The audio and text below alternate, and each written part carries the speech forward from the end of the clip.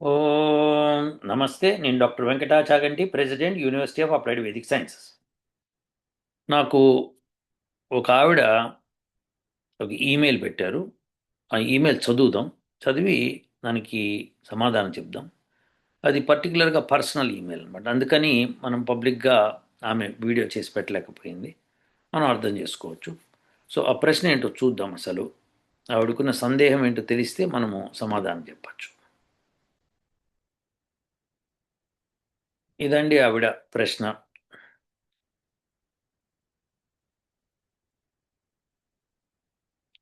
ఆచార్య. ఉమ్,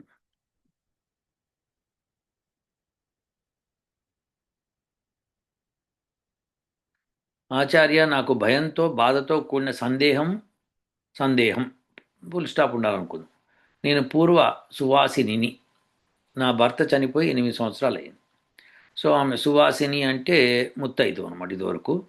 అంటే ఆవిడికి భర్త బతికుండగా సువాసిని అంటారు. నా ఇద్దరు పిల్లల్ని కష్టపడి పెంచాను. శభాషమ్మ.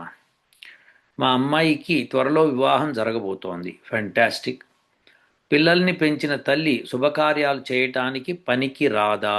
ఇక్కడ క్వశ్చన్ మార్క్ ఉండాలి. అంటే నాలుగు నలుగు పెట్టడం, అమ్మాయికి కావలసిన వస్తువులు పెట్టెలో సర్దటం, వివాహ వేదికపై ఆ, ఉండటం లాంటివి తల్లికి కూడా ఈ ఆచారాలు వర్తిస్తాయా? దయచేసి నా సందేహాలు తీర్చగలరు. ఏమిటి ఆమె యాక్చువల్ ప్రశ్న ఏంటంటే చెప్తా. నా భర్తకు తోడ పుట్టిన వారు కూడా లేరు. పూర్వ సువాసిని తల్లిగా నేను ఏమి చేయవచ్చు చేయకూడదు తెలియచేయండి. ఆచారాలు కట్టుబాట్లు తల్లికి కూడా వర్తిస్తాయా? దయచేసి తెలియచేయగలరు. ఇది ఆవిడ ప్రశ్న అండి. సో ఇప్పుడు కొంతమంది ఏం చేస్తారంటే, నువ్వు ముత్తైదువు కావు కాబట్టి నీకు ఇలా 10 మందిలోకి రాకూడదు, పెళ్లిపీటల మీద దగ్గర నువ్వు నుంచోకూడదు, అది అశుభము, ఇలాంటివన్నీ చెప్తారన్నమాట. దానికి ఆవిడ అడుగుతోంది. బహుశా ఆవిడ ఒక పల్లెటూరు నుంచి అయి ఉండొచ్చు. లేకపోతే పెద్ద గ్రామమైనా పెద్ద టౌన్ అయినా కానీ మనము అర్థం చేసుకోవాల్సింది ఏంటంటే, చుట్టాలు బంధువులు వీళ్ళందరూ కూడా ఉంటారు. వాళ్ళకి ఏవో ఆచారాల పేరు మీద వాళ్ళు ఈమెకి చెప్పి ఉండొచ్చు. అయితే ఈవిడ అనుకుంటున్నారు, నాకు తెలియదు. మనం ఏంటంటే ఇప్పుడు ఆవిడకి, నేను నా కూతురికి ఇవి చేయగలనా లేదా? నలుగు పెట్టడం లాంటివి, స్నానాలు చేయించడం, చీరలు కట్టించటం, గాజులు తొడగటం, లేకపోతే ఇంకేమన్నా ఆమెకు బట్టలు పోయి బజార్లోకి వెళ్ళి కొనుక్కు రావటం, ఇలాంటివన్నీ నేను చేయడానికి వీలుండదా? నా భర్తకు తోడుబుట్టిన వాళ్ళు కూడా ఎవరు లేరు అంటోంది ఆవిడ. ఇప్పుడు మనం దీనికి సమాధానం చెప్పాలంటే మనం వేదం ప్రకారం చెప్తాం. మనం ఎప్పుడు మనకి సమాధానాలు వేదమే చెప్తుంది కాబట్టి వేదము శాస్త్రాలు మనకి ఏమి ఘోషిస్తున్నాయో అవే మాట్లాడాలి మనం. ఇప్పుడు మహర్షి దయానంద సరస్వతి గారు చక్కగా సత్యార్థ ప్రకాశము అని ఒక పుస్తకం రాశారు. దానిలో రెండవ ద్వితీయ సముల్లాసంలో మొట్టమొదటిగా ఏం ఉటంకించారో ఒకసారి చదువుదాం. ఆ పైన మనకు అర్థమైంది ఏమిటో మనం తెలుసుకునే ప్రయత్నం చేద్దాం.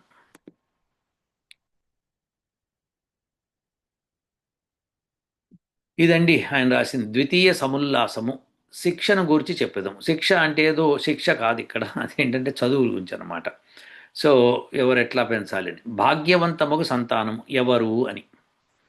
మాతృమాన్ పితృమాన్ ఆచార్యవాన్ పురుషో వేద. ఇది శతపథ బ్రాహ్మణ వచనం. వాస్తవమున 1 మాత, 2 తండ్రి, 3 ఆచార్యుడు అను ముగ్గురును ఉత్తమ శిక్షకులైనప్పుడు మనుష్యుడు జ్ఞానవంతుడగును. మాతా పితలు ధార్మికులు విద్వాంసులైన కులము ధన్యము.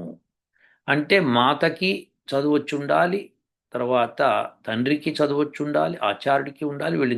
వీళ్ళ ముగ్గురు కూడా ఉత్తమ శిక్షకులైనప్పుడు వాళ్ళు మంచిగా శిక్షణ ఇవ్వాలి. శిక్షణ అంటారు చూసారు, అది ఇవ్వాలన్నమాట పిల్లలు. అది ఉత్తమ శిక్షణ ఇస్తే గాని పిల్లవాడు జ్ఞానవంతుడు అవడు. పిల్లవాడు కానీ పిల్ల కానీ. మాతా పితలు ధార్మికులు విద్వాంసులైన కులము ధన్యం. వాళ్ళిద్దరూ ధార్మికులైతే, అప్పుడు ధార్మికులైన విద్వాంసులైతే కులము ధన్యం అవుతుంది. ఇక్కడ కులం అంటే ఎస్సీ ఎస్టీ బీసీ బ్రాహ్మణ ఇలాంటి కులాలు కాదు ఇక్కడ. కులము అంటే సరే ఇదండి. సో వారి సంతానము మిక్కిలి భాగ్యవంతం అవుతుంది. Very good.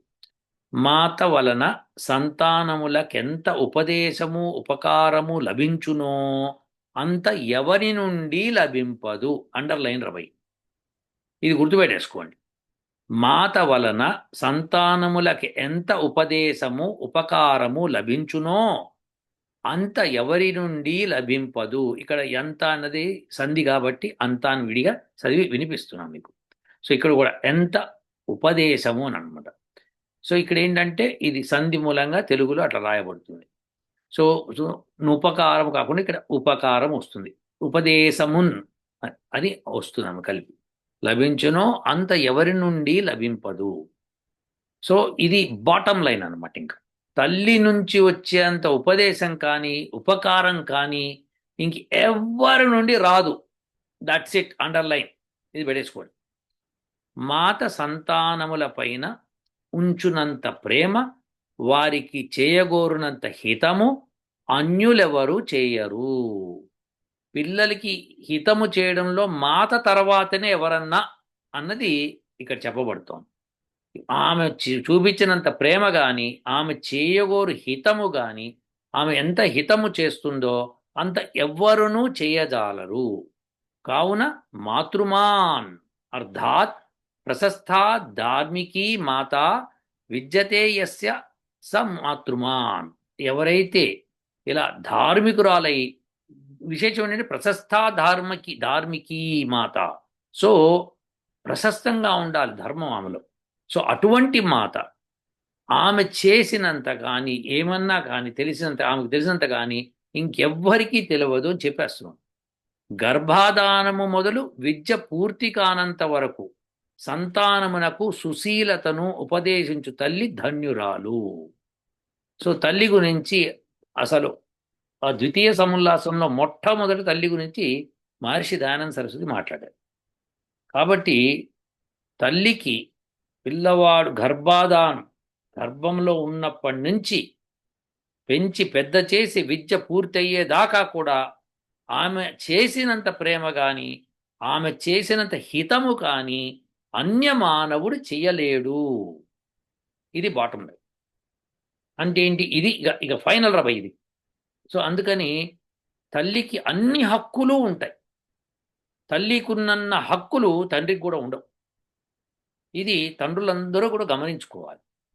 తల్లికి ఉత్తమ శిక్షణ ఇచ్చే అర్హత ఆవిడికే ఉంది. కాబట్టి ఆవిడికే చేయగల పనులన్నీ ఆవిడే చేయగలుగుతుంది. మిగతా వాళ్ళు చేయలేరు, చేయకూడదు కూడా, చేయలేరు ఫస్ట్ థింగ్. సో ఆవిడ తన పిల్లలకి ఇప్పుడు తను తల్లి, ఇద్దరు భర్త ఉన్నా లేకపోయినా ఆమె తల్లే కదా. ఇక్కడ తల్లి గురించి మాట్లాడుతున్నాం. పుణ్యస్త్రీ, విధవరాలు కాని స్త్రీ, ఇవి మాట్లాడతలే, తల్లి అని మాట్లాడుతున్నాం. సో తల్లి ఎప్పటికీ తల్లే కాబట్టి ఆవిడికి ఉన్నంత హక్కు ఈ విషయాల్లో ఇంకెవ్వరికీ లేదు. కాబట్టి నువ్వు అక్కర్లేదమ్మా. నీ కూతురికి నువ్వు అన్ని విధాలుగా నువ్వు చేయడానికి అర్హత ఉంది. అర్హత నీకు తప్పితే ఇంకెవరికి లేదు కూడా, ఇంకో విశేషమే. కాబట్టి నువ్వు చెయ్యాలి, చేసి తీరాలి. దాని మూలంగా ఏదో జరిగిపోతుంది, నీ కూతురి జీవితంలో ఏదో జరిగిపోతుంది, ఇలా ఉండదమ్మా. ఎవరి జీవితం వాళ్ళది, ఎవరి కర్మని వాళ్ళు మోసుకొస్తారు. నువ్వేం చేయలేవు. అది విశేషం అన్నమాట. కాబట్టి నువ్వు బెదరకు, భయపడాల్సిన పని లేదు. నీకు సర్వ హక్కులు ఉన్నాయి వేదం ప్రకారం. ఇక మానవులకి వాళ్ళ మూర్ఖత్వంతో ఏవో చేస్తారేమో, కానీ ఇలా నీకు ఉండదమ్మా. కాబట్టి నువ్వు ఖచ్చితంగా రావాల్సిందే. స్టేజ్ మీద పెళ్లి కూతురు తాళి కట్టి అక్కడ పక్కన నుంచోడానికి నీకు సర్వ హక్కులు ఉన్నాయి, అన్నీ ఉన్నాయి. ఆమెను అలంకరించడం కానీ, స్నానాలు చేయించడం కానీ అన్ని హక్కులు నీకున్నాయి. కానీ జనరల్గా మేనత్తలు చేస్తూ ఉంటారు పనులు. మీరు అలా ఎవరినన్నా మేనత్త వరుసగా ఉన్న వాళ్ళని తీసుకొని వాళ్ళు చేయించవచ్చు. మీరు అక్కడ నుంచొని మీరు అన్నీ చెప్పచ్చు, ఇవి చేయండి అవి చేయండి అని మీరు వాళ్ళని రిక్వెస్ట్ చేసుకోవచ్చు. మీకు అంతగా మీరు ముట్టుకుంటే ఏమైపోతుందని భయపెట్టే జనాలు మీరు భయపడితే, మీరు భయపడకూడదు. మీ అమ్మాయి కానీ అబ్బాయి కానీ ఎవ్వరూ భయపడకూడదు. ఎందుకంటే ఇది జీవితాలకు సంబంధించింది, ప్రేమకు సంబంధించింది, హితమునకు సంబంధించింది. ఇంత హితము ఒక తల్లి తప్పితే ఎవరు చేయలేరు. మీరు కష్టపడి వాళ్ళిద్దరిని చదివించారని చెప్తున్నారు. ఇంత చదివించిన మీకు, ఇంత పోషణ చేసిన మీకు, తల్లి తండ్రి బాధ్యత తీసుకున్న మీకు అన్ని హక్కులు సంక్రమిస్తాయి, డౌట్ లేదు. ఇప్పుడు ఉదాహరణకి ఒక తల్లి ఉంది, ఇట్లా మీలాగే విధవరాలు ఉన్నారు, ఆవిడికి ఆస్తి చాలా ఉంది. కొడుకులు కూతుర్లు వచ్చి తీసుకోరా, ఆమె విధవరాలు కదా, ఆమె ఆస్తి తీసుకోకూడదు అంటారా? ఉంటుందా అలా? ఉండదు కదా. ఆస్తికి హక్కు వారసులైనప్పుడు ఆమె చేయు పనులకు కూడా వారసులు అవ్వాల్సిందే, ఆమెకు హక్కులు ఇవ్వవలసిందే. కాబట్టి ప్రతి స్త్రీకి ఈ హక్కులు ఇవ్వాలి. ఎవరన్నా కనుక దాన్ని తప్పుదోవ పట్టించడానికి ప్రయత్నిస్తే శిక్షార్హులు అవుతారు, భగవంతుడి దృష్టిలో శిక్షార్హులైపోతారు. కాబట్టి ఎట్టి పరిస్థితుల్లో స్త్రీకున్న హక్కుని మీరు తీసుకోరాదు. ఆవిడ హక్కులు ఆవిడికి ఇచ్చి ఆ తర్వాత సంగతి తర్వాత. ఇది విశేషం అన్నమాట. కాబట్టి అమ్మాయి, నువ్వు భయపడాల్సిన పని లేదు. చక్కగా నీ కూతురికి ఏం చేయదలుచుకుంటావు చెయ్యి. ఇక నీ కూతురు వద్దు, నీ కొడుకు వద్దు, లేకపోతే ఇంకా మీ బంధువులు వద్దు అంటే అది నాకు తెలియదు. కానీ నీకు ఆ హక్కు ఉంది, వేదం ప్రకారం హక్కు ఉంది. ఎవరన్నా లేదు అని మొండికి హఠాయించడానికి ప్రయత్నం చేస్తే నాకు ఈమెయిల్ పెట్టు. ఇగో ఇలా అంటున్నారు, ఈ వేద పండితుడు ఇట్లా అన్నాడు, ఈయన ఇట్లా అన్నాడు, ఈయన అట్లా అన్నాడని మొత్తం రికార్డింగ్ చేసి నాకు పంపించు. ఎర్రగా తీసి కుర్చీలో కూర్చోబెడతా. So don't worry. ఎవ్వరు వేద పండితులు ఎప్పుడు అట్లా మాట్లాడరు. చేసేదంతా పనికి మాని వాళ్ళే చెప్తూ ఉంటారన్నమాట. అవన్నీ నువ్వు పట్టించుకోకూడదు.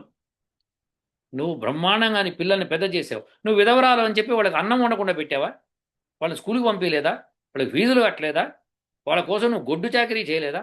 ఇన్ని చేసినప్పుడు, విధవరాలువే ఇట్లా చేసినప్పుడు, మరి ఇవన్నీ చేయడానికి ఉన్నప్పుడు అవెందుకు ఉండవు?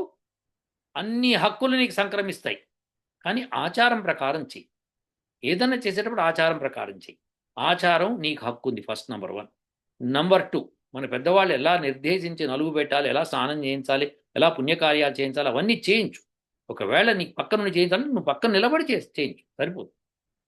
సో ఒకవేళ భయం ఉంటే కనుక ఇలాంటి భయాలు పెట్టుకోవద్దు. ఏదో అయిపోతుంది, అదైపోతుంది, ఇదైపోతుందని. ఏమీ కాదు. ఎత్తి కుదేస్తే కనుక బ్రహ్మాండంగా అవుతుంది. కాబట్టి కంగారు పడకు. ఎట్టి పరిస్థితుల్లోనూ నువ్వు దానికి వెనకాడకు. దానికోసం మీ వాళ్ళందరితోనూ పోట్లాట పెట్టుకోవాల్సిన అవసరం లేదు. నువ్వు వేదం ప్రకారం ఇది ఒక వేద పండితుడు చెప్పించండి, ఇది కాదు అని చెప్పించండి, నేను మా గురువు గారికి చెప్తాను, నేను ఇక్కడ ఉన్నా, డోంట్ వరీ. సో చక్కగా చేయించమ్మా, అన్ని కార్యక్రమాలు చేయించు. ఇప్పుడు వేదం చెప్తోంది, ఋషులు చెప్తున్నారు, మహర్షి దయానంద సరస్వతి చెప్పారు. ఇంతమంది చెప్పిన తర్వాత, ఇంతమంది పెద్ద పెద్ద మహానుభావులు చెప్పిన తర్వాత, పరమాత్ముడు చెప్పిన తర్వాత కూడా మనం కాదు అంటే ఎట్లా? మాతృదేవో భవ అన్నారు. సో దేర్ఫోర్ సమస్య లేదు అక్కడ. తర్వాతనే ఎవరి పేరన్నా, ఫస్ట్ తల్లి పేరు తీసి తర్వాతనే తండ్రి పేరు, తర్వాతనే ఆచార్యుడి పేరు. ఇక వీళ్ళ ముగ్గురు పేర్లు తర్వాత ఇంకెవరి పేరు చెప్పలేదు.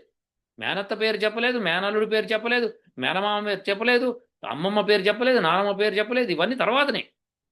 కాబట్టి ఫస్ట్ పేరు మాతది. కాబట్టి నీకున్నంత హక్కు, నువ్వు చేయవలసినంత కార్యక్రమం, నువ్వు చేసే హితము ఈ ప్రపంచంలో ఎవ్వరూ చేయలేరు కూడా అని తెగేసి చెప్పిన శతపథ బ్రాహ్మణాన్ని కాదని మొనగాడెవడు చెప్పండి.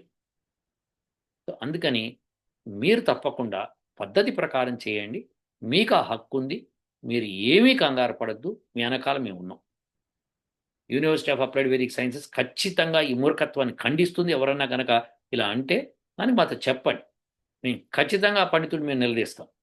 కాకపోతే అక్కడ దాకా వెళ్ళక్కర్లేదు. నేను అందరినీ అనునయించుకుంటూ సర్దుకుంటూ వెళ్ళిపోతూ ఉండాలన్నమాట. సర్దుకుంటూ నువ్వు అన్ని పనులు చేసుకుంటూ నేను చేస్తానని చెప్పడం, నీ కూతురుకు అభ్యంతరం లేకపోతే ఇంక నీకు ఉంది.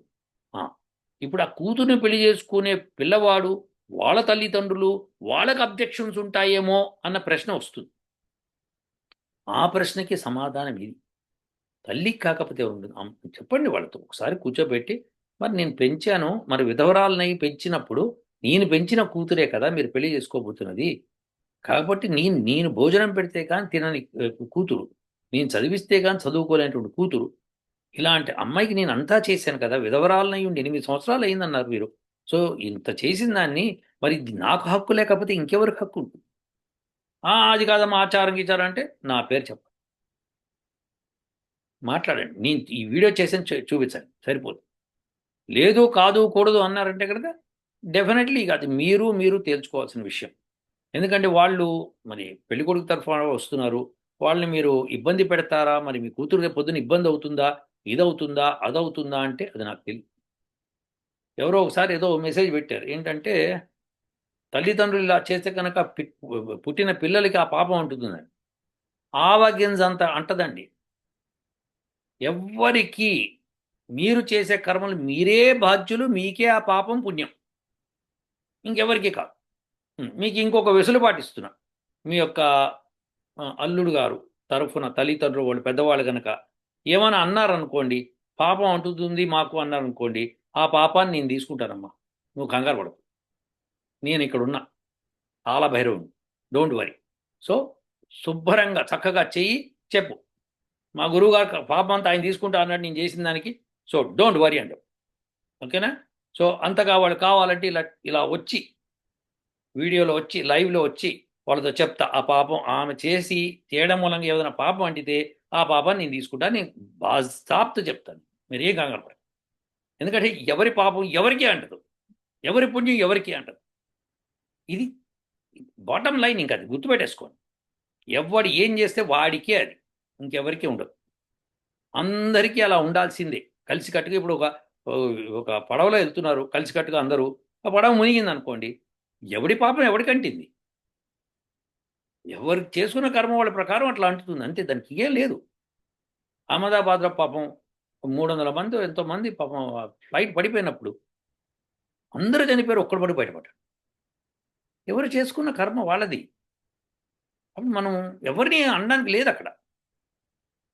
కానీ తప్పు చేసిన వాడినైతే శిక్షించాలి, ఎవడైతే తప్పు చేశాడో వాడిని శిక్షించవలసింది. కాకపోతే మీకు ఏ తప్పు మీరు చేయట్లేదు, మీరన్నీ కరెక్ట్గా చేస్తున్నారు. మీరు భోజనం వండి పెట్టినప్పుడు మీరు విధవరాలు కాదా, మీరు వాళ్ళకి బట్టలు కొనిచ్చినప్పుడు కాదా, మీరు వాళ్ళ స్కూల్లో చేయించినప్పుడు చదివించినప్పుడు కాదా, అన్నీ అయినప్పుడు పెళ్లి చేయడానికి ఎందుకు అడ్డం? ఎట్టి పరిస్థితుల్లో నేను కాదు, చెప్పానుగా, ఇన్ని విషయాలు చెప్పాను. ఏదైనా పాపం ఉంటే నేను తీసుకోవడం, మీరు కంగారు పడకండి. ఓకే, పరమాత్మని మీరు నమ్మకం ఉంచి మీరు ప్రొసీడ్ అయిపోండి అమ్మా. ఏదైనా ఇబ్బంది ఉంటే నాకు మళ్ళీ ఈమెయిల్. ఉంటానండి. ఓ